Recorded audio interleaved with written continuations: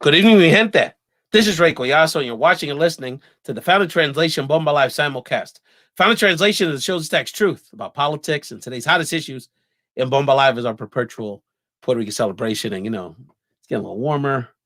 We're only weeks and months, a few months away from the big Bomba Live 2 we'll talk about later in the show. Thank you all so much for joining us. We're going to have a fantastic episode. Later on in the show, you're going to hear some of my hot takes on the hottest news political headlines. And actually going to stretch my hoops knowledge. We're going to talk a little geeky hoop stuff. It is March Madness. So at the end of the show, we're going to have some fun with some different topics. And we're actually even going to translate some very heady mental health topics into language that we understand in lo idioma, and probably 3 or 4 languages, if you count all the dialects we're going to speak. And we have a very, very special guest. But first, I wanted to introduce one of my regular co-hosts, someone that has a tremendous platform in her own right. It's so incredible. It's extra, as in Dionely extra. Dionely Reyes, welcome back to the show. Hi, how are you? I'm so glad to be here. I always love being on your platform. Dionely ETC, it's a Dionely etc. Like it's a combination of a lot of things. It's an homage to one of my favorite artists ever, Selena. You remember her shop was Selena ETC. So it was a little bit of everything. Well, as we all know, we would never do anything to hurt Selena. For one unfortunate exception. Dionely, before we introduce a very special guest, how are you doing? I know it's you're always breaking the internet or having some very in-depth conversations on your various platforms. So tell us a little, you're in your posh radio studio there. Tell us a little bit about the Dionely etc. experience this week. Thank you. Well, Dionely ETC, I focus on informing people about, mental health, what emotional abuse, psychological abuse is, how to identify it, how to survive it, and how to prevent it. And I do all that in Spanish. Like I interview a lot of people that have been through that, survived it, experts that know a lot about it. And then my other platform is Desde Philadelphia, because I am from the Philadelphia area and I interview people also. 215. Yes. 267-215. Although my number is 609, but keep it mysterious. Mm-hmm. Fantastic. No, and definitely follow Dionely ETC at all her social media platforms. And she's providing a lot of different diverse types of content, including our episode today. Please follow, share out with your friends. We're having a very special episode. We're going to introduce our A-list guest in a second. I did want to mention, we're going to talk about some other news headlines later in the show, but I did want to mention right at the top of the show, I speak for Dionely and the entire Bomba Live Founded Translation Familia. Estamos con la comunidad asiático-americano. We are with the Asian American Pacific Island community. Más de 100%. I mean, like thousands of percent. With all our heart and soul, we are with the Asian American community right now. The Georgia tragedy, where 8 people died, mostly Asian Americans, was obviously Asian American women, and specifically were targeted in that terrible racist attack that took place. But this is sort of the culmination of a series of several years here during this intolerant era, really, and they got ratcheted up during the COVID pandemic, that Asian Americans have been targeted by, people that son ignorante about the great value and that the Asian American community brings. So I know, Dionely, you reiterate those concerns that, tenemos mucho amor for the Asian community, and we're here to stand in solidarity with them. Absolutely. So #Stop Asian Hate. We need to remember our words matter, especially leaders saying ignorant things, calling the coronavirus the China virus. Like there's a lot of ignorant people, just really dumb, stupid people that take it and fly with it. So we have to be really careful about what we say, be more responsible with the words that come out of our mouths. And some of these people need to grow up, because regardless of what some ignorant person says, you need to have in your own consciousness an adult that, your insecurities are what you need to deal with. You need to deal with your mental health, your therapist. There's nothing wrong with that. But to take it out on these innocent women who are just trying to make an honest dollar, working hard, servicing other people, many Asian Americans, and we'll talk about this later, we talk about the COVID vaccine pandemic, are on the front lines of essential workers on every level, whether it's the beauty salon or the high-end medical professionals. Without our Asian American medical community, we would be, millions of us would have died. I mean, let's keep it real. They're such a big part of the response and survival in our country. But across the board, the Asian American community, we're with you. We've been in touch with Asian American friends and leaders around the country. And I encourage everyone to reach out to our Asian American brothers and sisters and just let them know, just as friends, say, look, we're with you. We're thinking about you. whatever your community needs, we're here for you. So much respect, and we're going to keep that hashtag and that theme throughout the show. But let's get to our very special guest, Dionely. This is a man that I had the great fortune to reconnect with through the Clubhouse app. After many years, we've known each other for quite some time, but with everyone's busy schedules, and we're very fortunate to reconnect and have some very deep conversations on Clubhouse, which we'll have another one tomorrow that we'll talk about later. But this gentleman has really kind of created Dionely like his another industry. You know, there's comedy, and he's a very celebrated stand-up comedian. You've seen this man on HBO and all the major stand-up comics around the country. Has been up there with the best of the best. And there's motivational speakers, but he's really kind of created this incredible niche of inspirational comedy, which has serviced hundreds of thousands, if not millions of people, particularly our young people. We're really excited to talk about him. He's an award-winning empowerment comedian, corporate speaker, and mental health coach. Es una combinación, ya tú sabes. Eso como un mangú con los tres golpes. He makes all the money. That's right. That's right. So let's introduce him. More inspirational than any comedian, and certainly funnier than any boring inspirational speaker. Our great friend Ernie G. What's up, dog? Yeah. ¿Qué pasa, mi gente? I'm so Los excited. Boricua in the house. You know it, brother. What's You know up, it, brother? Oh my God, I can hear the waves from the Pacific Ocean as Ernie, this media Hollywood mogul, sits in his palatial mansion in the West Coast. Ernie, how are you, brother? Say hello to your family. I'm doing so great, bro. It's so great to reconnect with you after all these years, bro. You met me when I was a lowly, struggling comedian living in my grandma's converted garage, bro. Back in the day, bro. Back in the days. Now I'm so famous. We have to tell people how famous I am, dude. I'll tell you, Ernie, you live quite Karina Olivier from West Coast. A lot of people. Diana Lopez from West Covina saying hi. One of your friends out in the West Coast. Turns out we have more West Coast friends than I even realized until the last few days. Hilarious. We'll get into that later. But Ernie, I'm sorry. So we want to get into some of the mental health stuff. You know, you've been really, particularly during the COVID pandemic, helping our young people virtually and a lot of different platforms, help our young people work through this difficult time. We're gonna have a lot of laughs here, and we're gonna talk about another great passion of Ernie and ours, with some special surprises later in the show. The hoop stuff is a great mutual passion of ours, and we gotta get that in for a moment, and we'll get to the news. But Ernie, we got to catch up with you, brother. So I mean, you are again, you're one of America's most celebrated stand-up comics, and again, you've really created this other unique industry of inspirational comedy. But that's not where your journey began. So Ernie G, where did this journey begin for you? This journey began as a young Latino man in my mom's belly before I was born. My parents were married.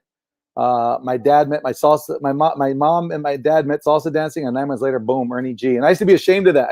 I wouldn't tell people that story. And then I said it at a high school when I was performing one time, and some cholo came up to me after a show. You guys know what a cholo is, right? I have to explain a lot of my jokes regionally because in certain parts of the country, it's a very sophisticated crowd, brother. You just do your thing. I have to explain myself to some people because, like in LA, we call it's like what like a cholo. Everyone knows is like a Mexican or Salvadoran gang member. It's what Mexicans and Salvadorans refer to as family members, right? Some of you like, don't say that, bro. Don't say that. When you on the East Coast, you can't say cholo, right? But you know, some gangster came up to me after my show when I admitted that my parents were never married and that my dad met my mom salsa dancing. My Puerto Rican dad met my Mexican mom salsa dancing. And 9 months later, boom, Ernie G. And this cholo come up to me and goes, hey, Holmes, can I talk to you for a second, dog? I said, what did I say, bro? What did I say? He said, no, te quiero dar mucho respeto, Holmes. I can't believe you put yourself on blast like that, homie. I'm like, what do you mean, dog? He said, hey, my parents were never married either. And until I heard you speak just now, my whole life, I thought I was a mistake. But after listening to you, I realized maybe I'm not. I'm like, yo, God doesn't make mistakes, bro. Your job is to figure out why you were put on this planet and give your life over to that. He said, mucho respeto, home. So now I let people know my parents were never married. My dad had 6 kids, all from different mothers. My dad was the ultimate papi chulo, right? And it's weird as a Latino kid when you grow up and you meet your brother or you meet your sister. Oh, you're my sister? Oh, nice to meet you, you know? Mexicans, that happens to us all the time, like at quinceañeras or bodas or whenever we have like a big party. We're like, this is your cousin. I go, another cousin? I had like 48 cousins. Now I have 59. Right. And so it's just this weird dynamic. But long story short, bro, parents never married, grew up to a single mom and always wanted to do comedy. My uncle was a kid star when my family came over from Mexico. My grandma used to take my mom and my tias to go make piñatas in the street. My uncle didn't want to get his hands all full of the glue and paper mache and watercolors. And my grandma was like, tienes que ayudarnos a hacer la plata. You have to help us make some money. So he would sing and dance on the street, and he'd make tips, and he made more propinas than my grandmother did selling piñatas. And so somebody discovered him and put him on a Saturday morning TV show, and he got discovered. And his stage nickname was Fosforito. And my uncle was like on shows like Bonanza and Gunsmoke. Here's a picture of my uncle. I don't know if you guys can see that. That was my uncle, Rafael Lopez, back in the day. See the show? It's kind of like a Desi Arnaz type show, Latin jazz in the morning.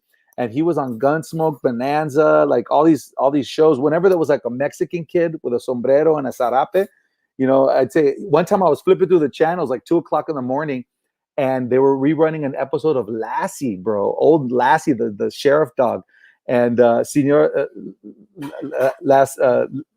my Mexican uncle, who's 11 years old, comes out with a sombrero and a zarape. He's like, "Señor Sheriff, we cannot find the Lassie. She is missing." I'm like, dude, that's my uncle. So my uncle always had this uncanny ability to tell jokes and to make the family laugh. I grew up in a typical Latino household where every party there'd be a fight and somebody would be yelling at somebody. Some uncle would get drunk and my abuelita would be like, "Ya lárganse de mi casa, babosos. Ya váyanse todos." And my uncle would go, "You guys, I got one. And he'd tell a joke. And then everyone would, Mexicans and Puerto Ricans, the way we tell jokes, we stretch them out, we exaggerate them. He would tell the punchline, boss, and everybody cracking up. And we went from yelling and fighting to laughing together. And I thought, dude, that's power. I want to learn how to do that. And so I started memorizing jokes. And my uncle would say, Neto, tell us the new joke. And then he would steal my jokes. He'd say, don't tell anyone. He'd steal my joke and tell it to the family 10 times funnier than I ever said it. So my dream was always to become a comedian. And I know the question that you were asking was, what's the evolution of Ernie G? I started doing comedy a long time ago. I got on a show called Que Locos with George Lopez and Gabriel Iglesias. I'm Not Fat, I'm Fluffy. A lot of people remember the Que Locos show. Some of you are like, we're Latinos. You remember that show? Mm-hmm. So there's a lot of Puerto Ricans going, we're Puerto Rican. We can't afford cable, right? No, they got Hulu. Don't worry about it. They can find it. What happens is there's one Latino in the neighborhood that gets cable, and then the whole neighborhood taps into that one box right there. How do we watch fights, pay-per-views? You know what I'm saying? Exactly. It's like people with Netflix. One person has a password, and they log you into everybody else. The modern time. So Ernie, it's so interesting because on some level. So one of the things that's so fascinating about your path, and actually it was kind of a similar conversation we had last month with a fantastic actress who I know you know, who now is also a motivational speaker, April Lee Hernandez, who's now an author. So I encourage people to check out that episode from a few weeks ago. Fantastic conversation. But you two, I see some similarities because, look, let's be honest about it. I mean, you're still famous, but at some point, you definitely were like, one of the it comedians. And what's so interesting about your path is that most people would have gone for more fame, where you went for more substance and more fulfilling in your life. So talk about those forks in the road, because I would imagine you make on some level every day this decision is to strive for impact in your comedy and in your word message over a cheap laugh.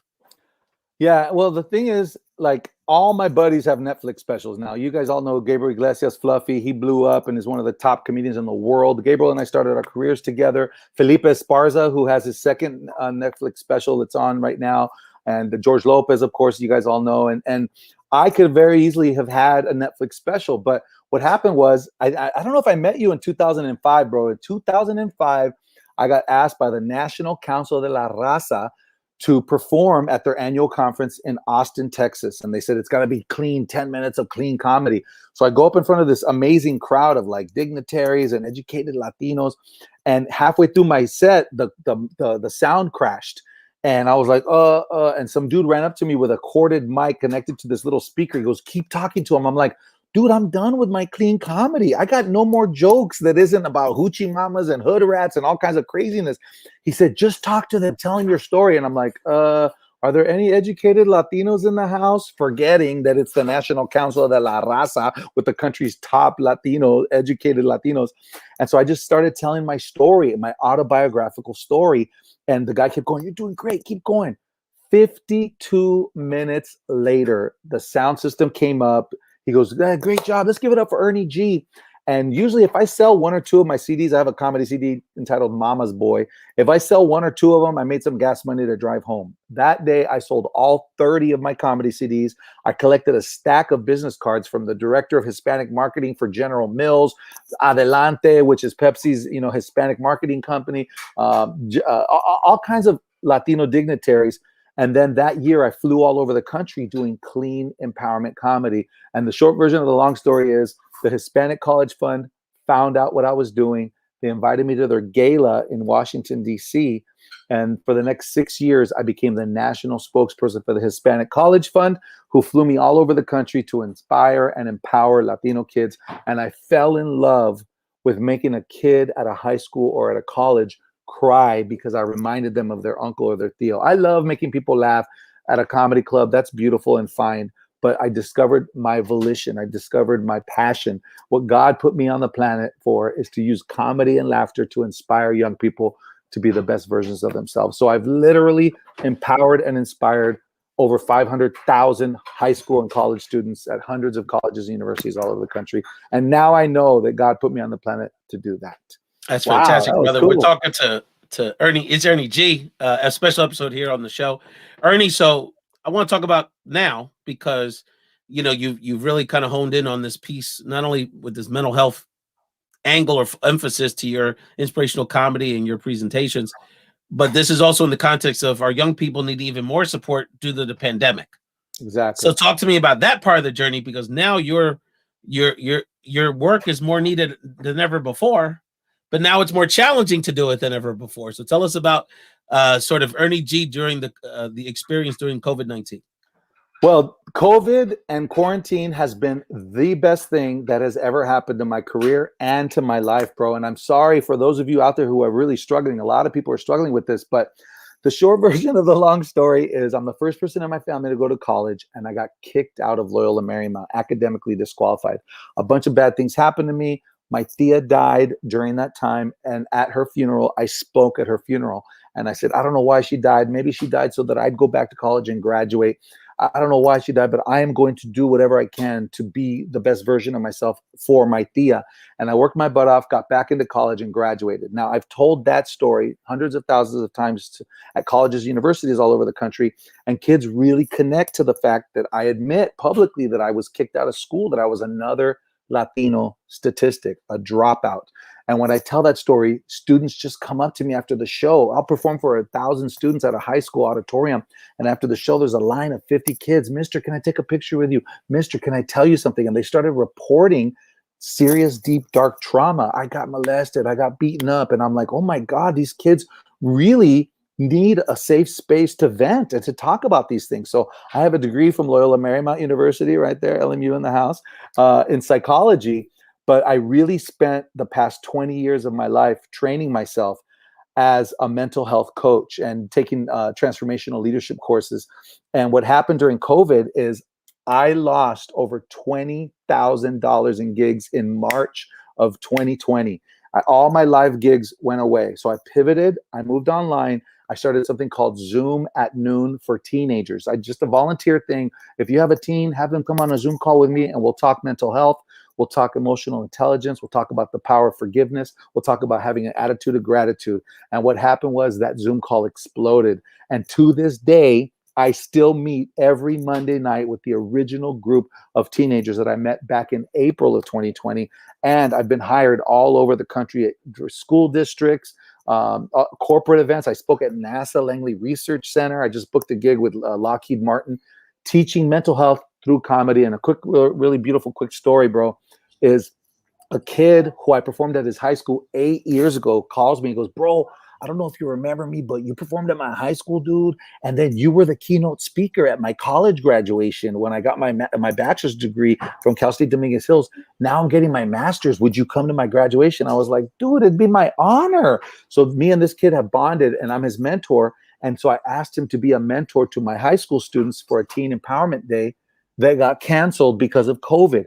He goes, bro, I think I can get you funded through my organization for your Zoom calls. I go, what do you do, bro? And he works for First 5 LA, which is training people of color and minority communities how to be better parents to their 0 to 5-year-old kids. But nobody teaches the teens or the siblings of these kids how to be better siblings. And so I applied for a grant, and I got a $30,000 grant to do the Zoom calls that I was doing for free. Now I'm getting paid to do them, and I'm busier than I've ever been. So God has been preparing me for 20 years to not only be funny, but to elevate my mental health game. And now I'm spreading mental health everywhere I go through Zoom. So it's magical, man. Beautiful.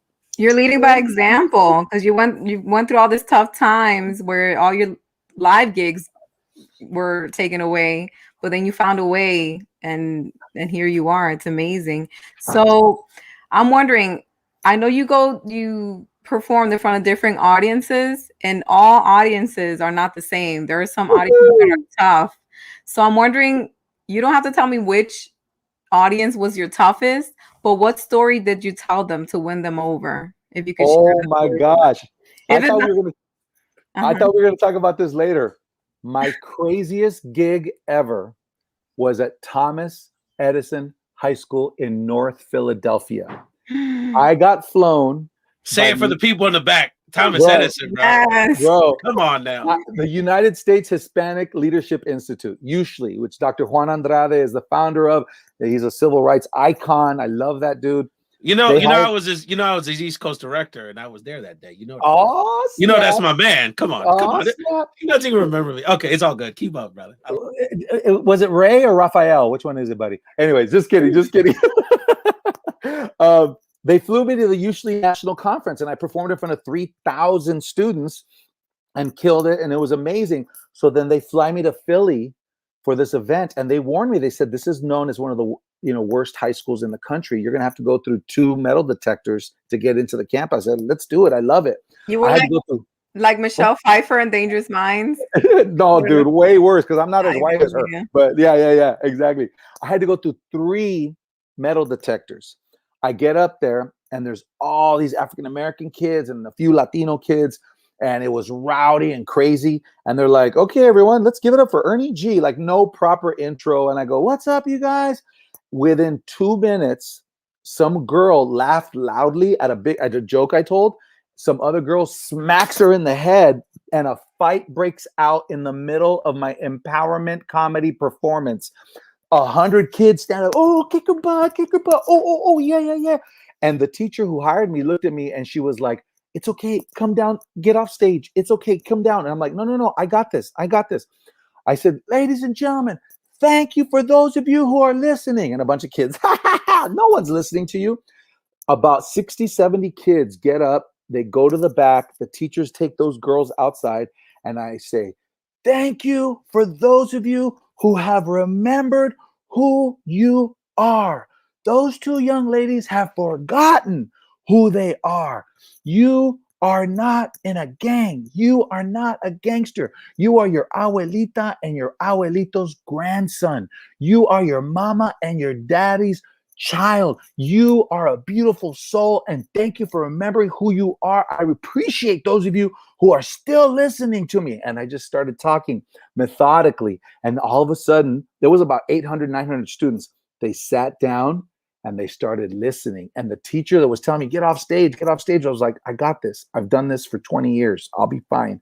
And all of a sudden, I didn't have to tell any more jokes, because once those kids sat down and started listening to me, I shared from my heart and soul. My parents were never married. My dad had 6 kids, all from different mothers. I know what you guys are feeling. I know what you guys are going through. But if I did it, then you can do it too. And I just shared my autobiographical story. I performed for the entire hour. They thought the show was going to be over in 5 minutes because of the fight. The teachers came up to, like, students came up to me. We took pictures, Instagram. The teachers were so blown away. They're like, oh my God, you have to come hang out with us. Tonight, we're doing a happy hour. I went to this happy hour with a bunch of drunk teachers that have to get drunk after a day like that. They invited me to the Phillies game. I went to the Philadelphia Phillies game with like 12 teachers that were blown away. that I actually continued my empowerment comedy show after a fight. They said, we've tried to have assemblies over and over again, and every time something like this happens, we just cancel it. This is the first time we've ever had a fight where the speaker stuck it out and was able to complete their assembly. And I said, I love these kids and they deserve my best. That happened in North Philly, bro. Edison High School. I'm gonna get in trouble for mentioning that because there's people going, dude, I was there and I heard about that. Well, kudos to you. I was moved listening to it. I wasn't even there. Que chulo. That's excellent. It was beautiful. It was beautiful. Yeah. So I have a special, anywhere that a kid has to go through a metal detector to get educated, they deserve a little extra love and they deserve my A game. And so I brought it and I gave it to them. And a lot of them added me on Facebook. I'm still friends with a lot of kids who were at that show. I have thousands and thousands of kids all over the country that I impacted them, and we're still friends years later. So it's really, really magical. It's beautiful. Amazing. I love that. I love that you did that. Yeah, it's cool. And I have so many amazing stories of students that I've met over the years who have developed and become, you know, entrepreneurs, business owners. I have a buddy of mine, his name is Dr. Isaac Rodriguez, bro, and he became a Gates Millennium Scholar, and he was part of the Hispanic Youth Symposium that I was a part of. And like in 2008, 12 years ago, I met the kid at the University of Richmond in Virginia, and he was already a beast, but we worked together for the next 10 years. He and his professor invented this like this tooth thing. And anyways, long story short, he owns Sweet Bio, which is a company that uses like engineering to come up with all of these beautiful things. The point is they're offering him $200-300 million for his company because this guy got his PhD in biochemical engineering, and he's just a beast. And he still thanks me for teaching him.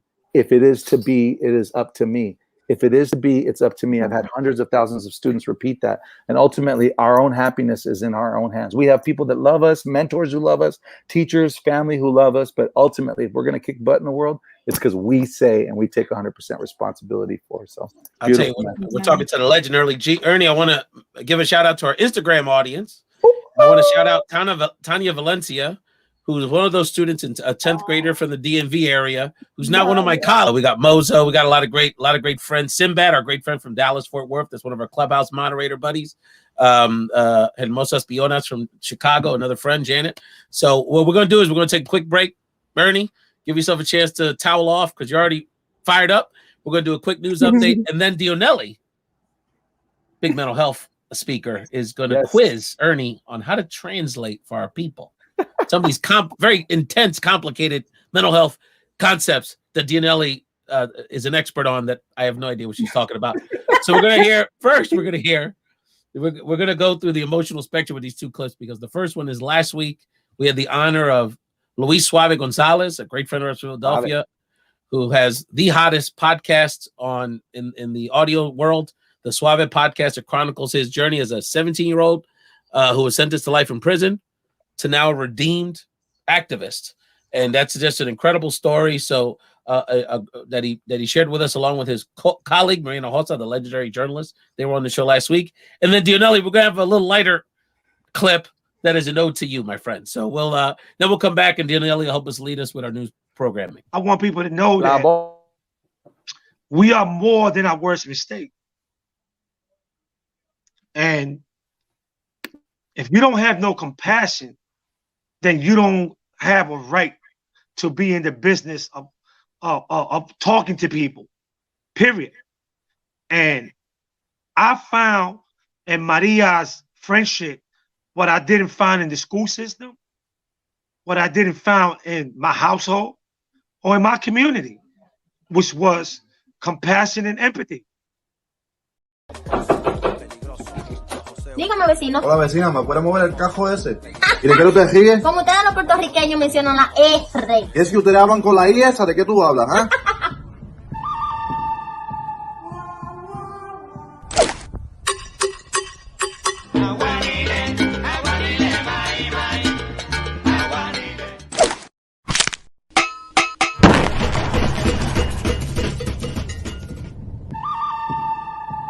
Nosotros somos los originales del arroz con gandules. Ni siquiera se dice gandule, es guandule. Gandules. Eso tiene que ser.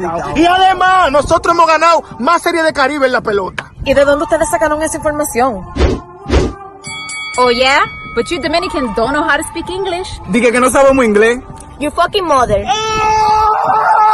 Ahora tú hablas español.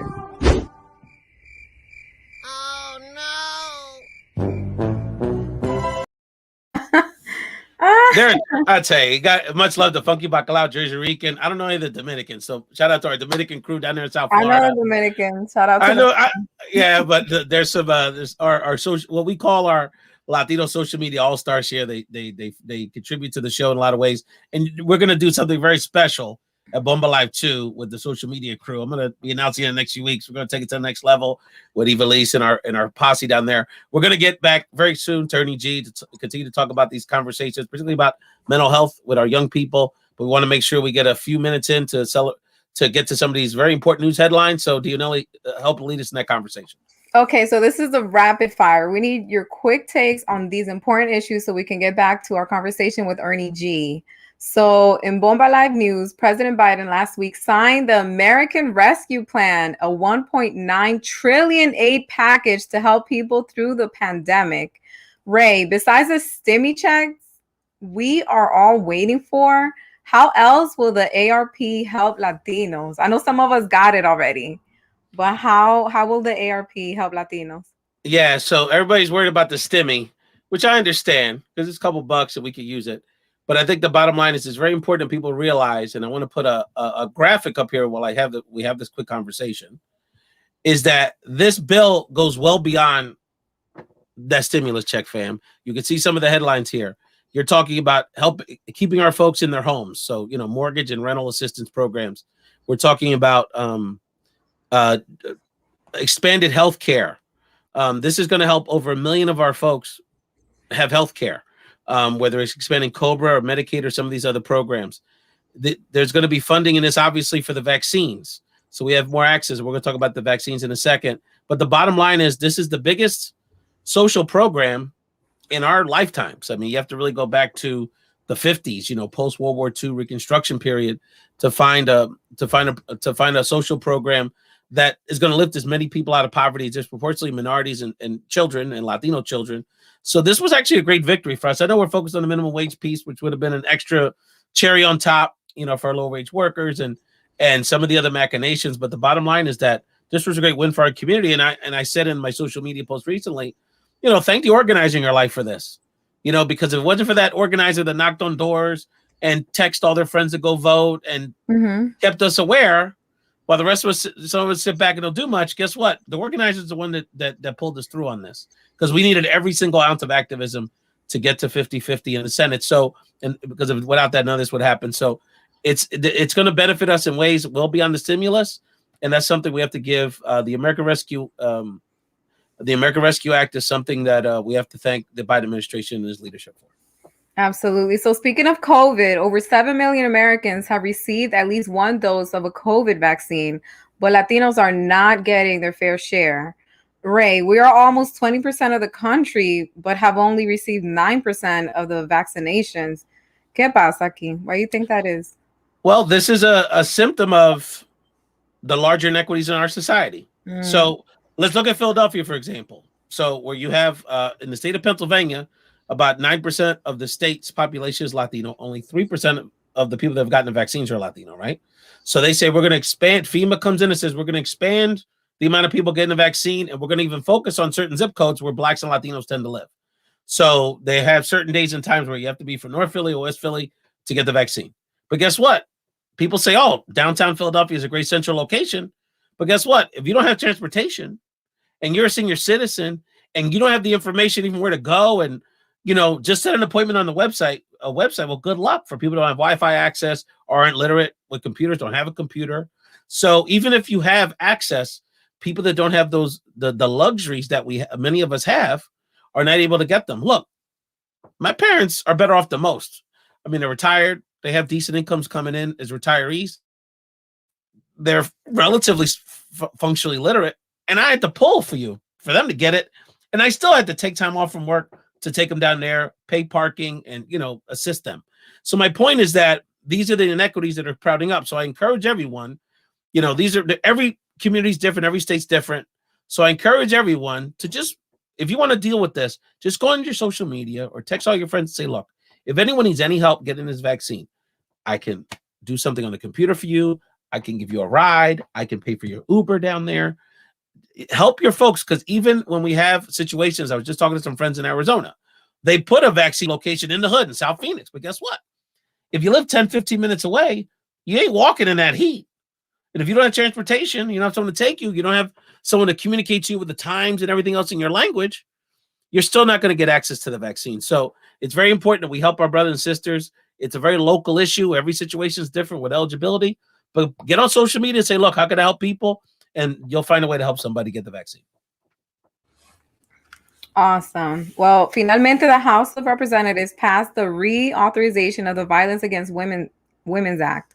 This version of VAWA increases protection for Spanish-speaking victims, prevents stalkers for purchasing guns, and increases rape prevention education. This is great news, but why, Ray, is it expected not to pass in the Senate? Because the Republicans are full of it. Because the Republicans are in the pocket of the gun lobby, and the gun lobby doesn't want boyfriends being restricted from having guns if they've been convicted of stalking their ex-girlfriend. So this is so disgusting, and they don't get enough hate for it, enough grief for it, and we have to call. That's literally the reason, because they don't want people to lose their gun. They don't want. They're focused more on not losing money from people buying guns than from losing lives. They're more worried about a man. Listen to this. They're more worried about a man who's been convicted of stalking their girlfriend than the victim.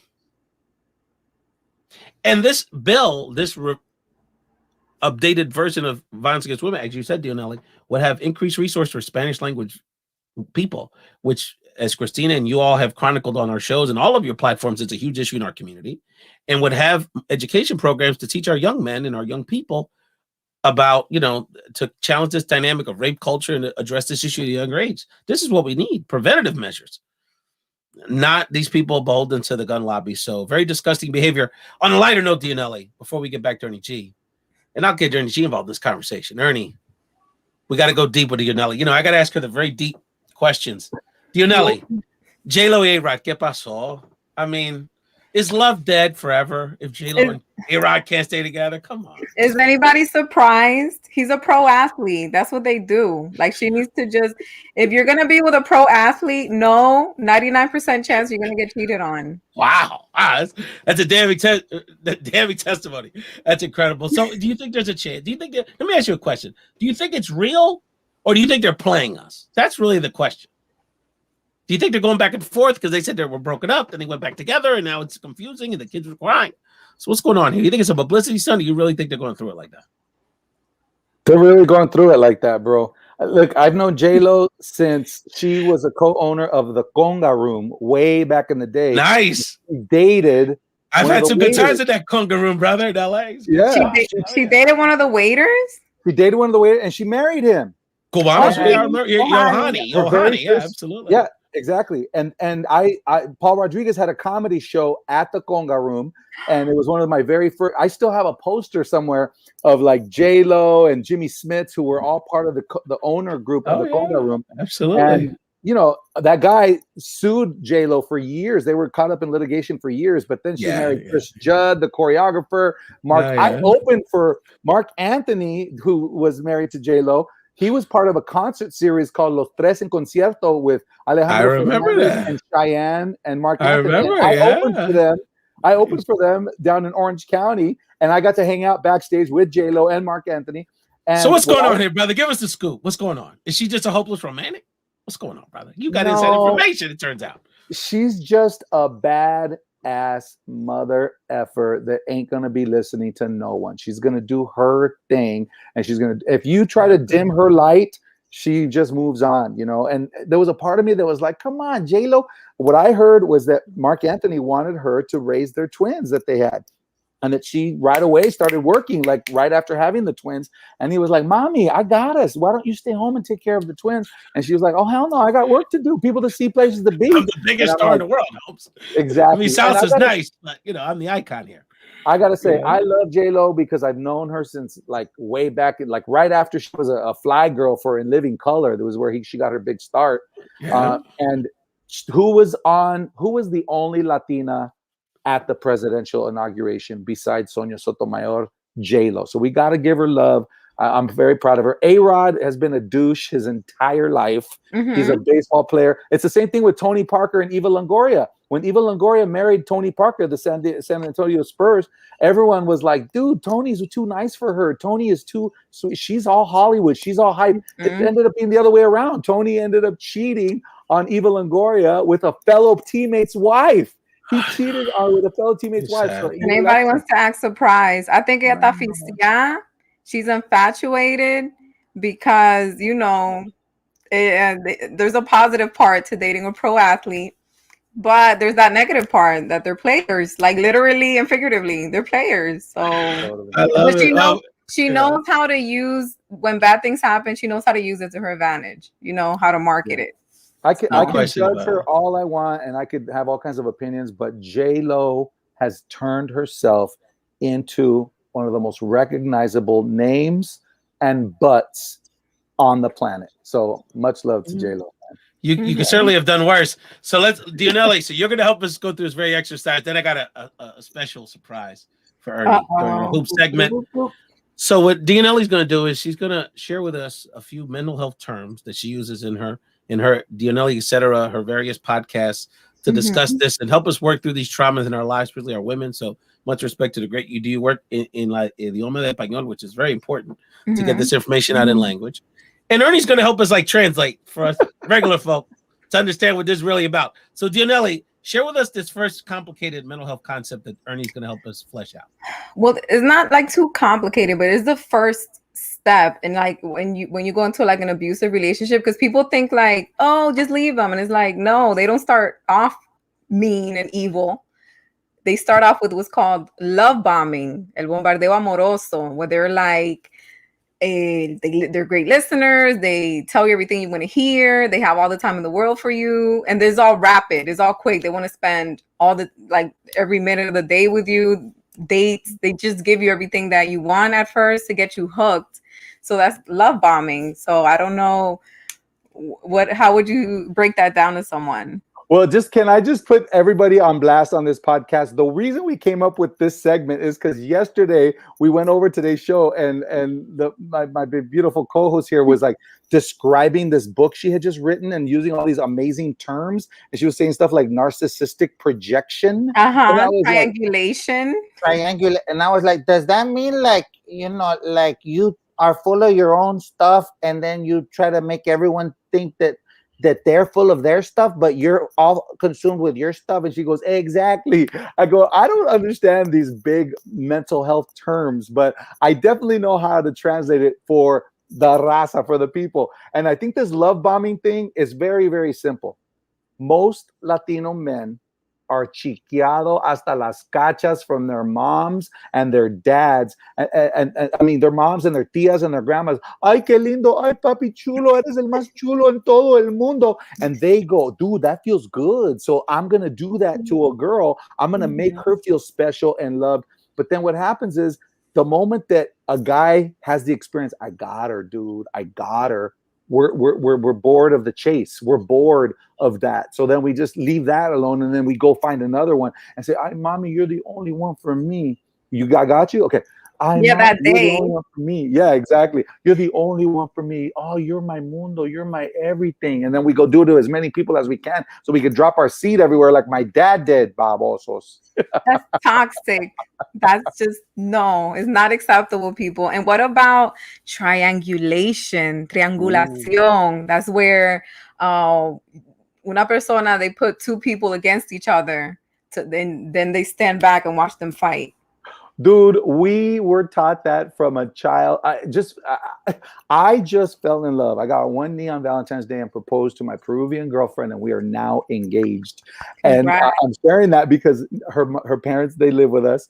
And whenever one of the parents don't get what she want from my girlfriend, my fiance, then they go complain to the other one, and then the other one goes and asks. So my dad-in-law, he knows he's not going to get something from my girlfriend, so then he tells the wife to go ask my girlfriend, and she's like, "Why doesn't he ask? He should ask, not you, mom. No, mija." And then now they got the daughters involved. We love to include other people so that we don't ever have to put ourselves out there, and all of a sudden it's all covert and stuff. And I'm just like, dude, why can't we just have straight communication? ¿Eso qué es? ¿Qué es? Nosotros no hacemos eso.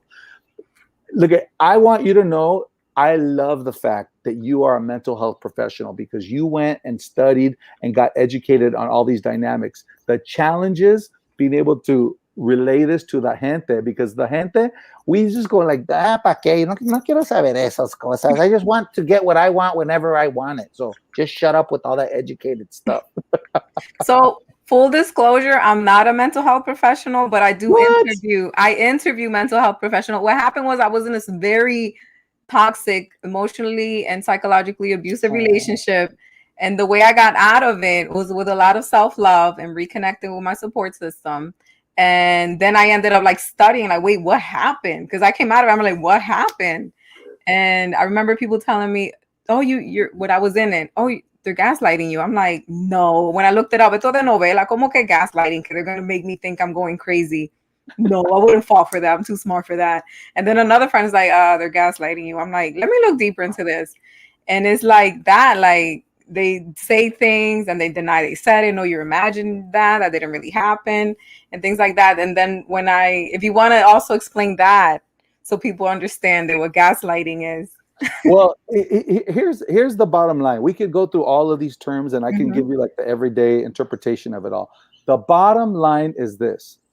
For some reason, Latinos internalize a lot of the ugly racism that we grow up facing. We see the mainstream society thinks of us as less than, and then we internalize that. And then what happens is when we become educated, when we start making a little bit of money, when we fall in love, we're still trying to fill that hole. And so we lash out when that hole seems to be threatened. But what I tell Latinos everywhere, this is for everyone, Black people, white people, Latinos, all of us, until we heal our personal wounds, we're going to project our angst and our traumas out into the world. But when we love ourselves and fall back in love with ourselves, then people can be however they are around us, and it has no impact on who we get to be in life. So the greatest gift you can give yourself is to work on yourself. I acknowledge you because through pain, you healed yourself and you learned, and now you're sharing that with everybody. And I want you to know I am the exact same. Anybody that ever became great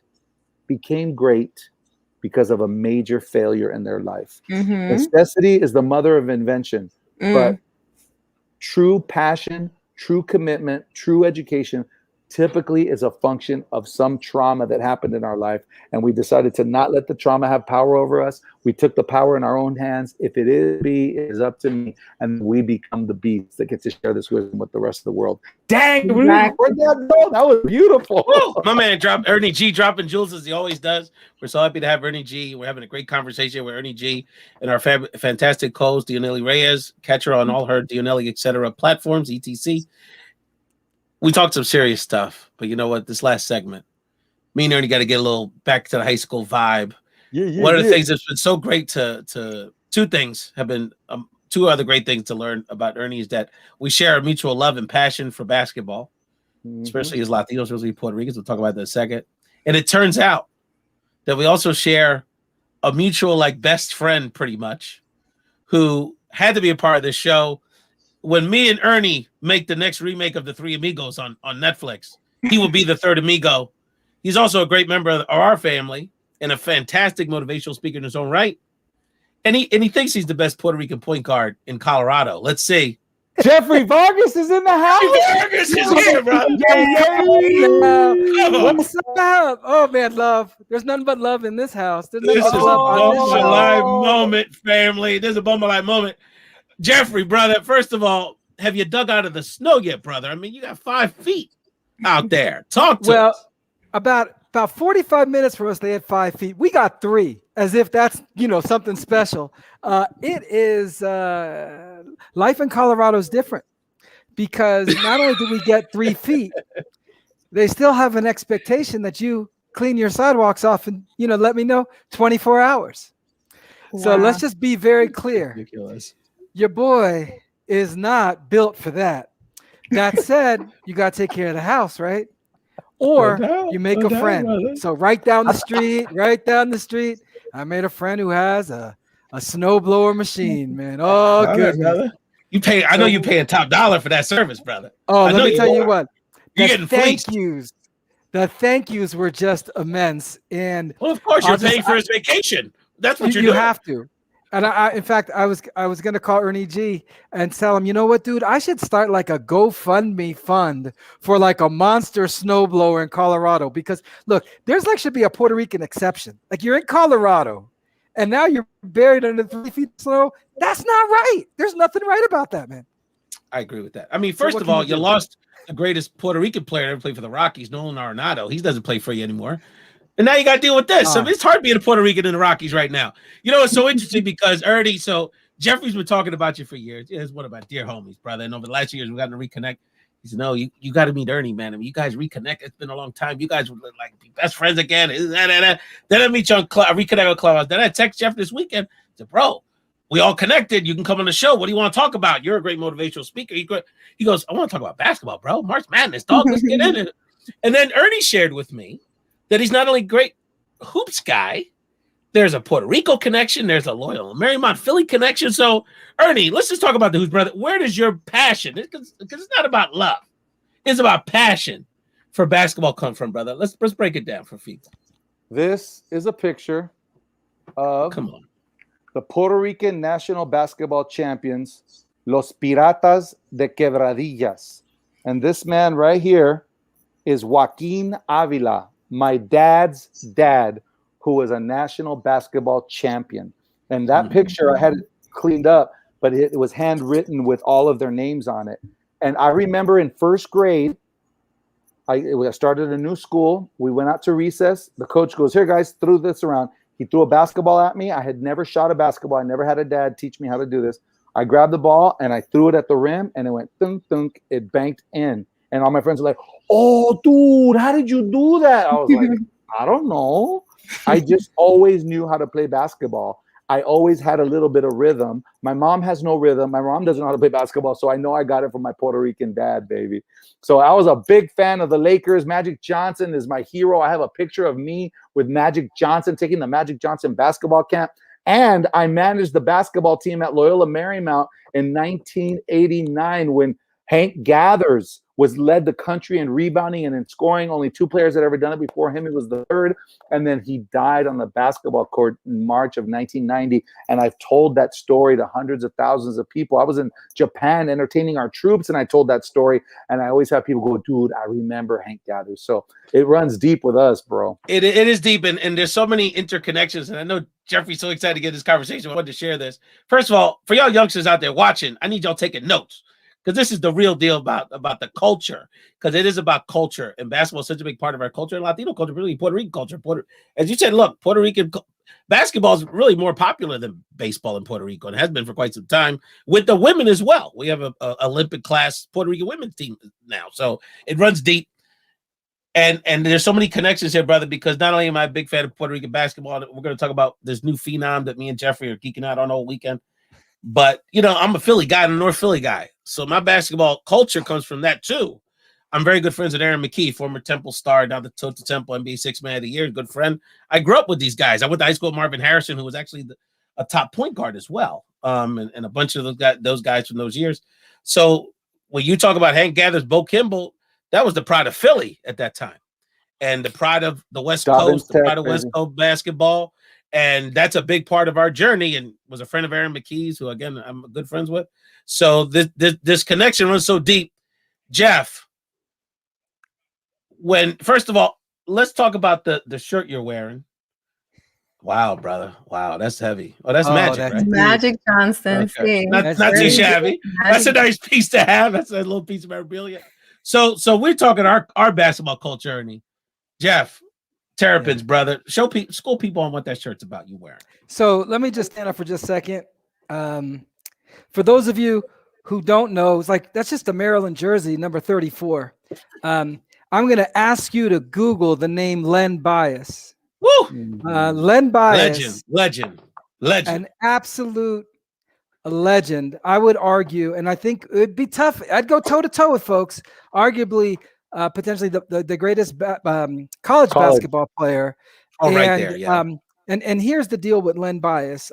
Len Bias went to Northwest High School in right by the University of Maryland, in Hyattsville, Maryland. He has a younger brother named Jay. Jay used to play basketball with us as well. And Len Bias had a smoother jump shot than Michael Jordan, was faster than MJ, jumped higher than MJ, and was stronger than MJ. And in fact, you can Google it and look up some specials that have come out recently where MJ doesn't like to talk about Len Bias because they were for real rivals. In fact, the day the Dean Dome opened back in the mid 80s, the first game that they played was Maryland, and Len Bias lit them up and walked away with a W and made a statement. He was arguably on his way to becoming an incredible NBA player. He was drafted second by the Boston Celtics. And this fits alongside my very, very, very good friend, Ernie G, who has devoted his life to helping kids. Len Bias was a big kid. And after being selected number 2, he was at a party where a man named Brian Tribble put some cocaine in his Coke. In his drink. And Len Bias took that drink and he passed away and he died. And when he died, I get emotional now. If you knew him, if you knew his game, if you knew what he was about, it was a transformational moment for every kid in the DMV. Every single one of us that love hoops, because he was a hero. Larry Bird said, man, I can't wait to play with this guy. And I would argue that all those championships that came out of the United Center, nah, baby, that wouldn't have happened. Nope. Len Bias would have something to say about It's one of the great what could have beens in modern sports. There's no question about it. So we go to 2021, Jeff. And I must say, about a year ago, I reached out to you and said, Jeff, I've discovered something you're going to be very interested in. We got this kid out of Puerto Rico. He's now at Long Island Lutheran. He's going to play LeBron's kid on TV tomorrow. You may want to check it out. Andres Corbello has become a phenomenon. He plays for the University of Illinois. He is the best Puerto Rican hoops prospect that's come out probably since JJ Barea, who ended up having a great NBA career. So, Jeff, not only is it just so much fun to watch this little Latino guy do his thing out there with the big boys in the Big Ten and the top teams, but there's a lot of lessons that we take out of his ambition and his artistry on the court, which I know you're teaching your son that you wanted to share here on the show. Yeah, let me say this. That young man left his home at the age of 13. He left Puerto Rico at 13 to go to New York.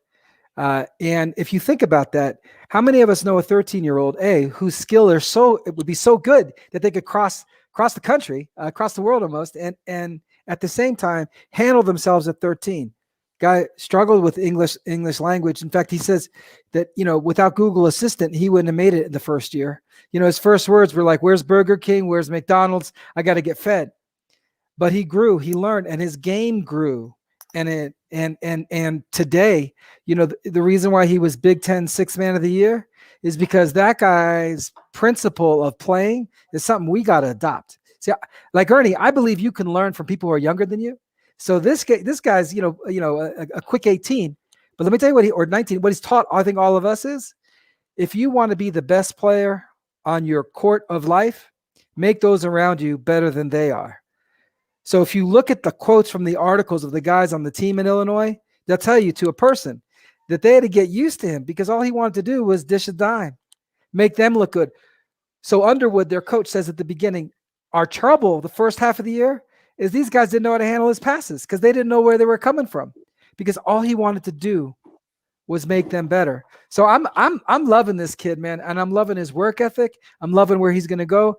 And the headline today in the Chicago Tribune said, "I do it for my family, and I do this for my island." Come on, man. I mean, you gotta love the kid. Ernie, I know you love the hoops, man. Talk to us about, I mean, from Loyola Marymount to, you know, what has basketball taught to you, brother? Because I know it's been a big part of your life. It's been a huge part of my life. If I may, bro, I just want to like kind of quickly segue. The reason that we're so passionate about these players, Len Bias, Hank Gathers, and the young kid you guys are just talking about. Un saludo, papá. I want to make sure we get that shout out to him, man. Right? Is that I believe that Latinos are hungry for heroes. We're hungry for heroes. We need people that we can say, that's me, dude. I can be like that guy, right? When I was a kid, bro, my favorite show, I'm going to age myself, was Charlie's Angels, because they were gorgeous with Farrah Fawcett and Kate. But my favorite was Jacqueline Smith. Yeah. Not because she was the most prettiest. Well, she was the prettiest, but because she looked Latina. I was so hungry to find a woman that looked Latina. And the Daisy Duke phenomenon. And it turns out she was Latina, but that's another story. Daisy Duke, right? But the only Latina I knew when I was a kid was Charo, Cuchi Cuchi, right? Jacqueline Smith was my favorite Charlie's Angel. Why am I sharing that with you? Because I've been writing a book called The Most Famous Latinos You've Never Heard of, right here. And it has all these amazing Latinos. It's an incredible cover. Household names. That's me, of course. This is Mary right here. This is Mary Espinosa, an original cast member of the Mickey Mouse Club, right here, bro. This is Joe Cap, who was on the cover of Sports Illustrated magazine as the toughest Chicano in the NFL. This is Luis Avalos, who was an original cast member of the Electric Company with Morgan Freeman, Rita Moreno. You guys all know Rita Moreno, of course. Sure. And then here's Cantinflas. A lot of people don't know that Cantinflas was the funniest man on the planet when Charlie Chaplin was at his height. And then, you know, here, of course, is Dolores Huerta. Culture Clash is the only sketch comedy troupe to ever have a primetime television show on Fox.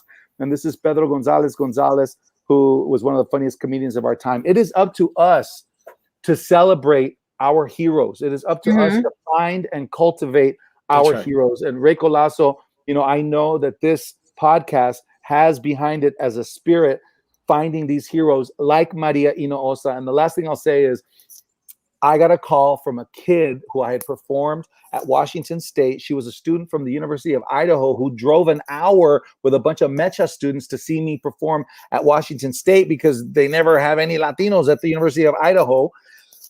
3 years later, she's doing an internship for Latino USA, the NPR show that Maria Hinojosa hosts.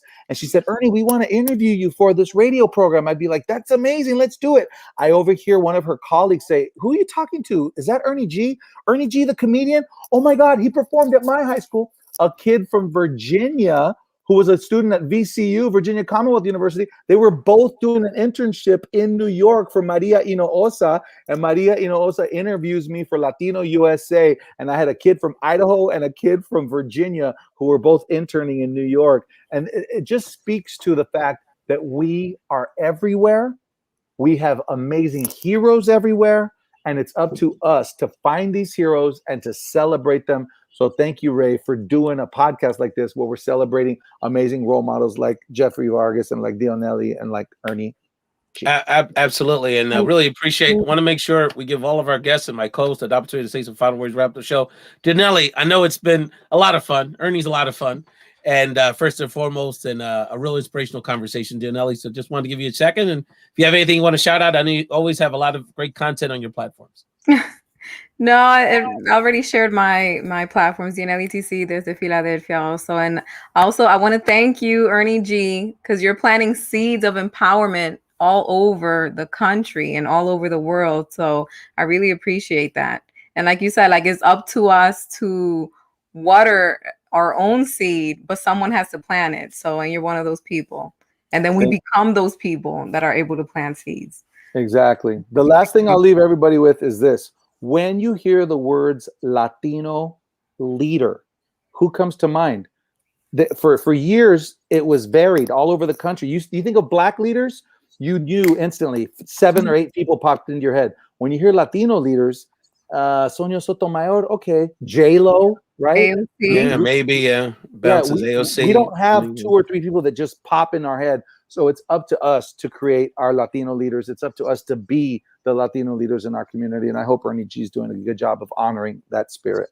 Absolutely, brother. You're incredible. Jeff, brother, we'll be texting each other throughout March Madness. By the way, if Illinois and Georgia Tech win, you'll have 2 Puerto Rican point guards in that game, by the way. So that's something to look out for. Some Latinos making some moves in the hoops. But Jeff, anything else on your mind, whether it's hoops or being part of this inspirational conversation?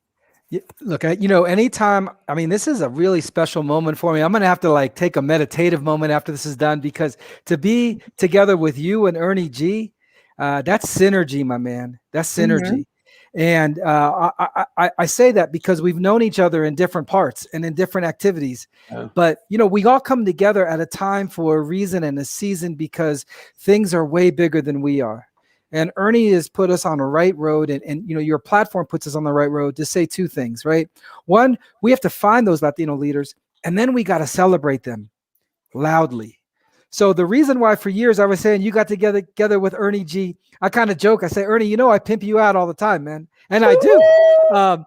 It's because I believe in who he is as a person. I believe in the character that he has and the capacity he has to change lives. And let me tell you what, brother, I believe the same thing about you. And so all we have to do, man, is continue to give ourselves the opportunity to say the right things, do the right things, and be the right person. And there's a whole cadre of people who can grow to be the people they need to be. Seed planted, tree rooted, growth happens. Wow, thank you so much for those kind words, brother. And how I feel about you, and want to again shout out Dionely. I reached out to her a couple years ago with her book. Said, hey, would you like to be on the show? And she really has not only been a great contributor, but she's really been inspired by this platform. I think it's safe to say to grow her own social media and podcast platform. She inspires a lot of people, and she's a big part of this journey with the rest of my collaborators too, especially my Latina Poderosas that help me with the show all the time, and Albert in the background. So there's a lot of people involved in this, but it takes a team, and you have to take a step. And I'm literally sitting in a closet here doing this, and it doesn't seem like very glamorous, but to your point earlier, Ernie, these kind of moments, you can't put a price tag on them, in terms of, and I know we're inspiring a lot of people. I'm getting some incredible feedback on social media around how you've touched people tonight, Ernie and Dionely and Jeff. Saludos, Andres Corbello. Do your thing this weekend, young man. Keep it up, brother. We want to see Illinois at least in the Final Four.